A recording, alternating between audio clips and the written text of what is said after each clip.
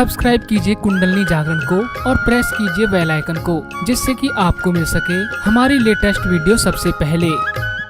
सत्य को खोजने वाले सब साधकों को हमारा प्रणाम। आज का मधुर संगीत आज के विषय से बहुत संबंधित है, जिसके लिए मैं देबू चौधरी को बहुत बहुत धन्यवाद देती हूँ। सभी सहज व्यवस्था हो जाती है।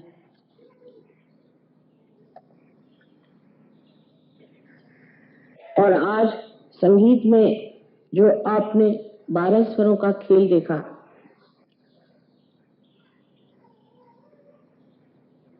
वही हमारे अंदर भी ऐसा ही सुंदर संगीत निर्माण हो सकता है। ये जो कुंडलिनी के अष्टचक्र आप देख रहे हैं, जो कि मूलाधार चक्र, मूलाधार, स्वाधिष्ठान, नाभि, हृदय, विशुद्धि, आज्ञा और सहस्त्रार। इसके अलावा हमारे अंदर सूर्य और चंद्र के भी चक्र हैं। इसी प्रकार ब्रह्मरंध्र को छेदने बाद भी 3 और चक्र हमारे अंदर कार्य करते हैं, जिसे हम अर्धबिंदु, बिंदु और वलय कहते हैं। ये सारे हमारे अंदर स्वर हैं। जैसे अगर सा से शुरू करें तो 7 स्वर सारे ग म प ध नि, सहस्त्रार पे नी जाकर के पहुंचता है। इसी प्रकार इन सब चक्रों को जो शक्ति देते हैं, ऐसे ग्रह भी हैं। जैसे मूलाधार पे मंगल, स्वाधिष्ठान पे बुध, नाभि पर गुरु, हृदय पे शुक्र, विशुद्धि पर शनि, आज्ञा पे सूर्य और सहस्त्रार पे सोमवार, जो कि शिव जी का या देवी का स्थान माना जाता है, आदिशक्ति का।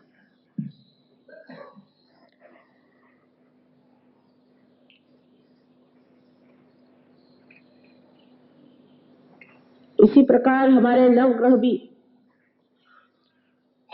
इन चक्रों पर वास करते हैं। इसका मतलब यह है कि जो कुछ भी ओंकार श्री गणेश से प्रणीत है, वो सारा ही एक ही स्वर, एक ही ताल में पूर्णतया बद्ध होकर के एक सुंदर संगीत का साज हमारे अंदर परमात्मा ने तैयार रखा हुआ है। इसको छेड़ने के लिए ही कुंडलिनी कार्यान्वित होती है। जब कुंडलिनी इन चक्रों को छेदती हुई ब्रह्मरंध्र तक पहुंचती है,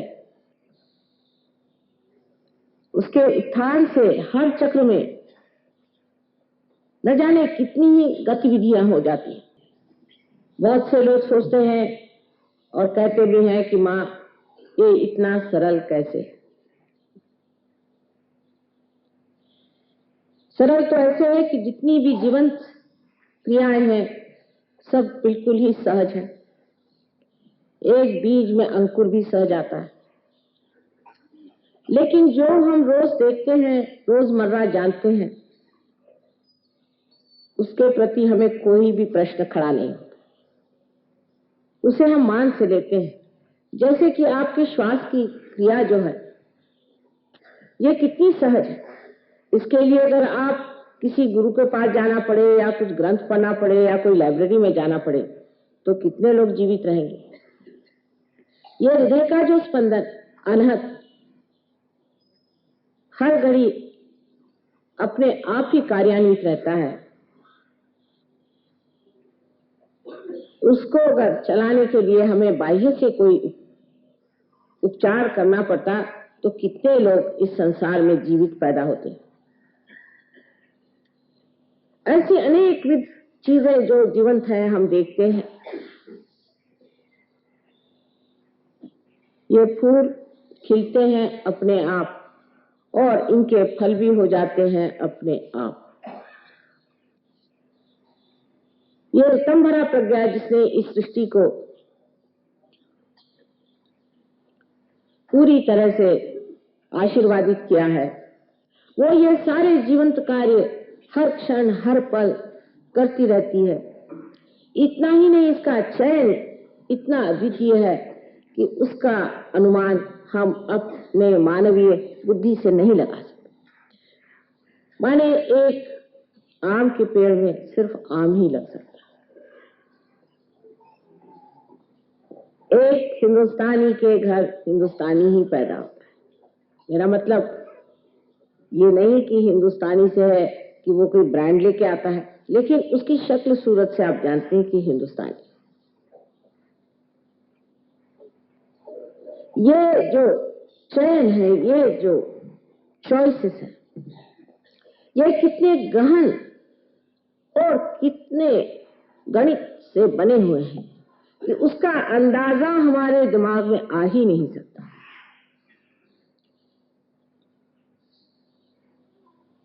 जैसे कि मैंने पहले कहा था कि सिर्फ एक ही हो सकता है कि जो ये सीमित बूंद है इसे हम सागर में ढाल सकते हैं। सागर से एकाकार होने पर सागर की सारी शक्तियों को देख सकते हैं, जान सकते हैं और उसका आनंद भी लूट सकते हैं। यही कार्य ये कुंडलिनी करती है, लेकिन इसकी व्यवस्था इतनी सुंदर है इस सांस की कि ये स्वर सारे जाकर के अंत में अपने मस्तिष्क में पूरे यहां से लेकर के यहां तक सातों की सातों